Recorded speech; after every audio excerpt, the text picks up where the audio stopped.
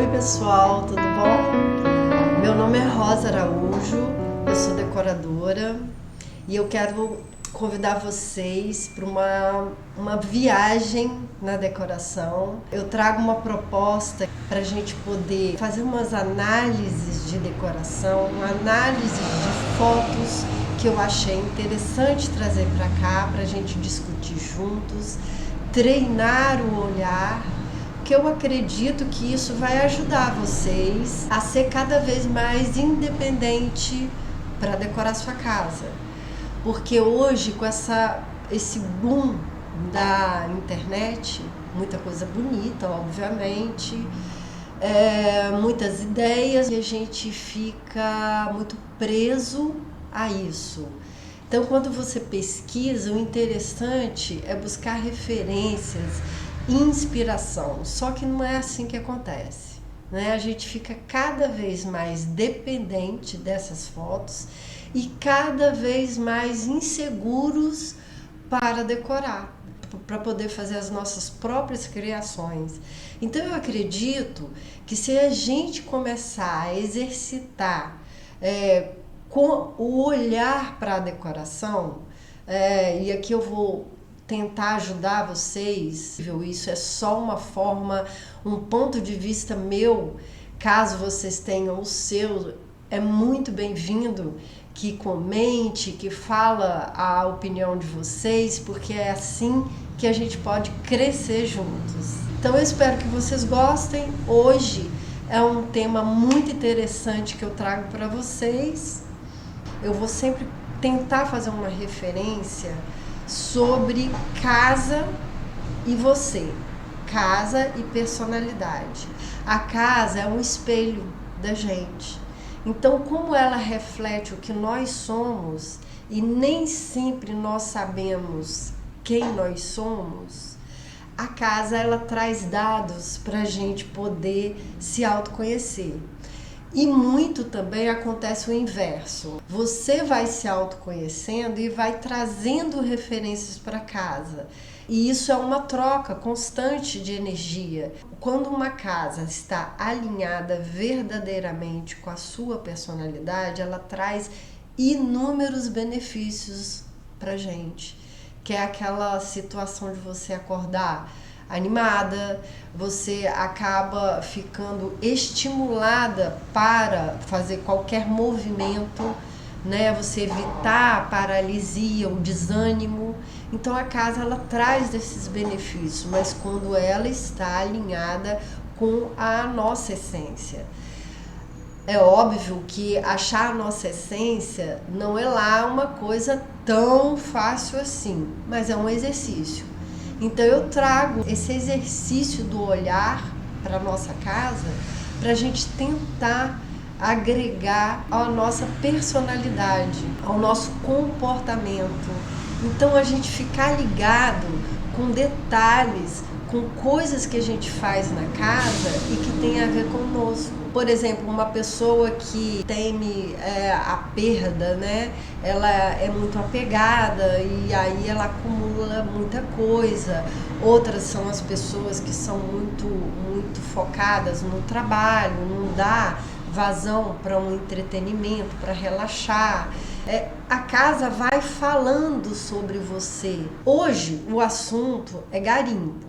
Eu acho esse assunto super interessante porque, embora a gente está acostumado a pensar que garimpo é apenas para quando a gente não tem grana, que seja mais em conta, achar móveis usados, as pessoas elas também devem exercitar, eliminar o preconceito. Você olhar as peças sem um preconceito, você consegue ressignificar a peça. O garimpo vira uma decoração sofisticada quando você quebra regras. Então nós vamos trazer aqui exemplos para a gente treinar esse olhar. E nessa ideia de fazer um paralelo com o que nós somos, com a personalidade que a gente traz, então eu trago também questionamentos, reflexões de frases mesmo, para a gente começar a prestar atenção nessa coisa de relação, casa e personalidade. Eu falo das peças improváveis, que é uma maneira surpreendente de decorar. A frase do dia, eu queria muito que vocês refletissem sobre isso. Quando você vê e não enxerga o real valor das coisas.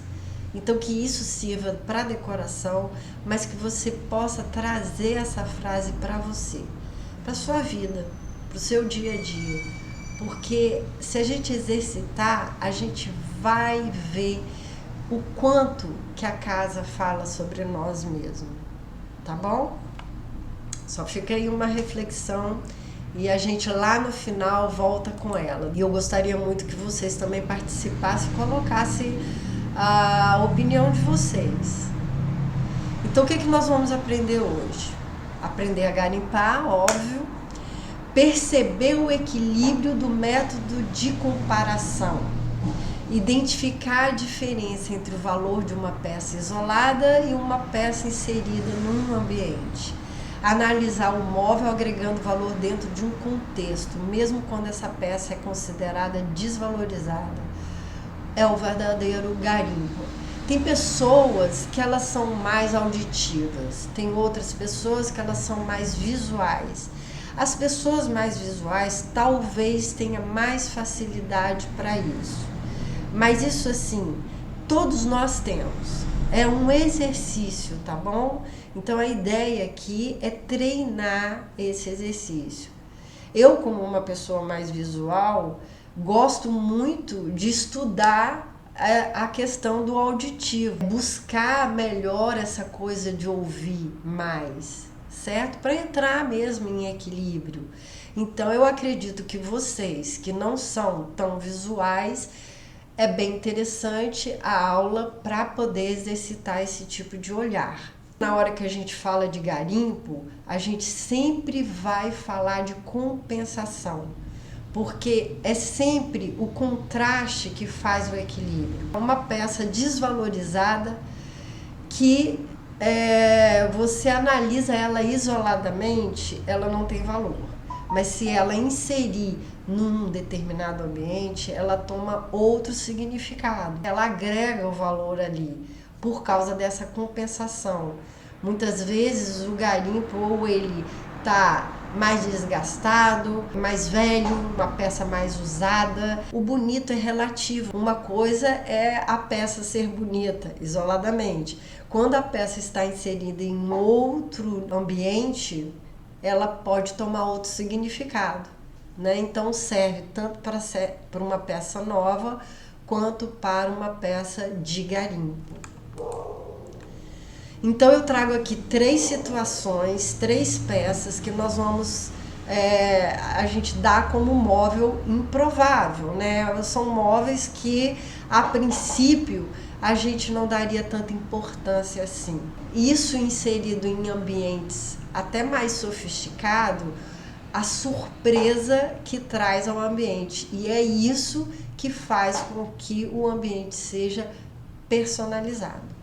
Faz o diferencial. É um aparador, um banco e uma caixa de feira. Se achássemos essas peças em locais desprovidos de beleza, como por exemplo, em locais que tenha acúmulos de objetos, espaço com outros fins que não seja residência, esses móveis não teriam a valorização que merece. Exercite a eliminar o preconceito do que você vê. O equilíbrio de um ambiente se dá na compensação de características de materiais.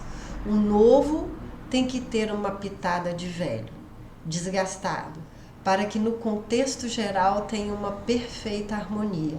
A história do vestido de festa, a simplicidade faz parte para se ter mais aconchego. Eu falo da história do vestido de festa porque eu gosto muito de usar esse exemplo que todo mundo gostaria de ter.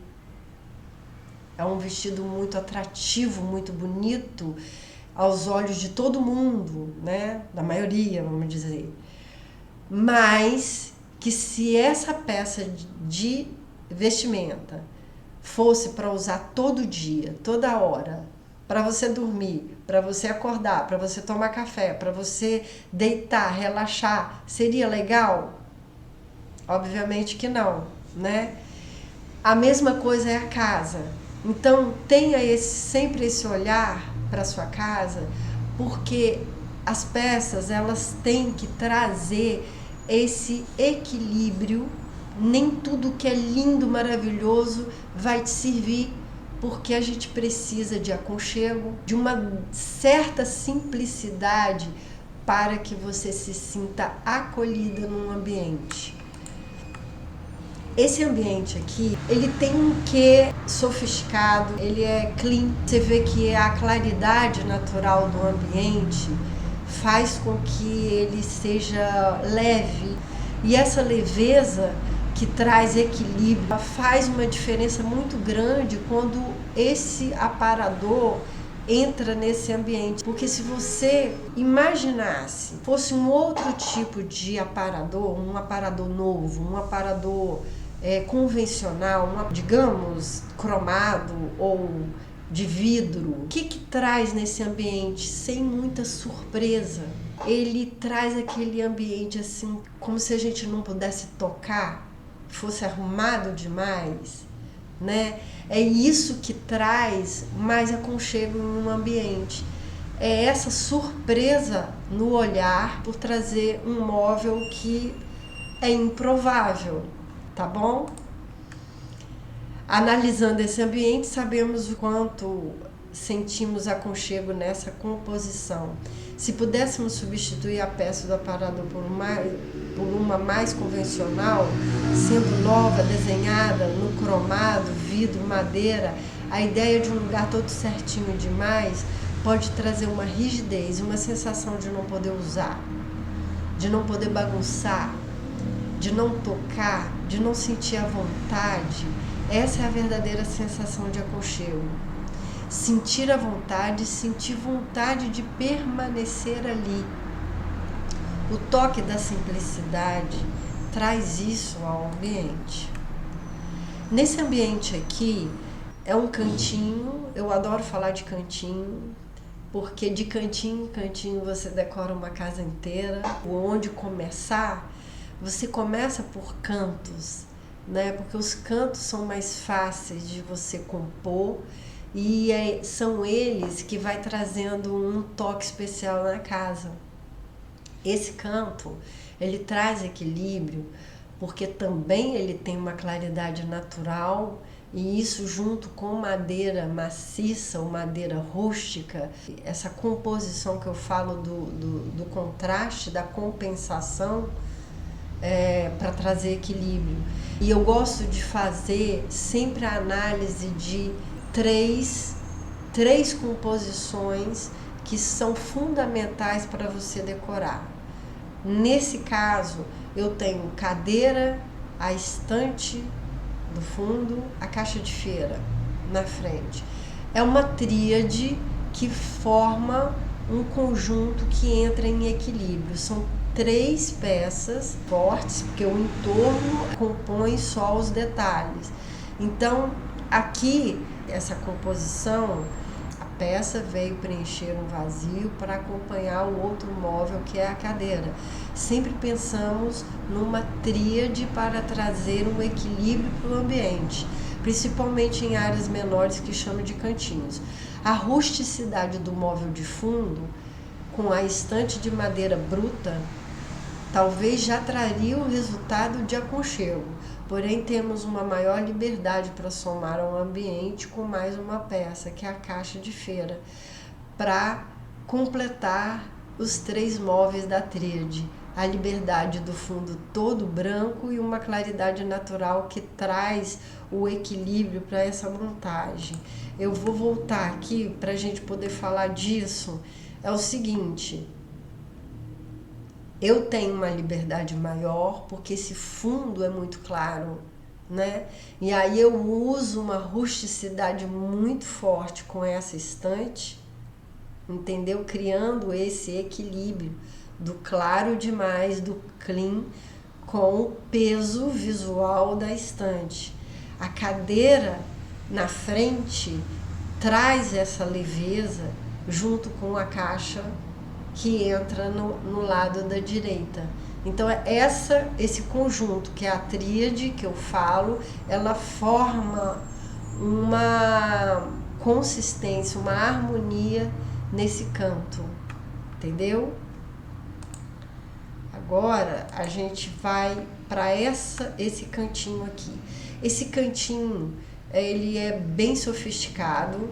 Você pode perceber que essa caixinha de feira, ela tá num ambiente diferente, né? Eu trouxe essa caixa de feira tentando mostrar dois ambientes diferentes. Aquele que eu acabei de mostrar mais rústico e esse um pouco mais sofisticado. A tríade que eu quero jogar aqui seria o quadro, a cadeira e a caixa de feira. Esse é o equilíbrio que mantém o cantinho, que é o mais forte, né? A gente usa as três peças mais fortes e o restante vem agregando, vem aperfeiçoando o ambiente, né? Então aqui a gente, voltando aqui na tríade, o quadro de parede, a poltrona e a mesinha de apoio forma a composição charmosa.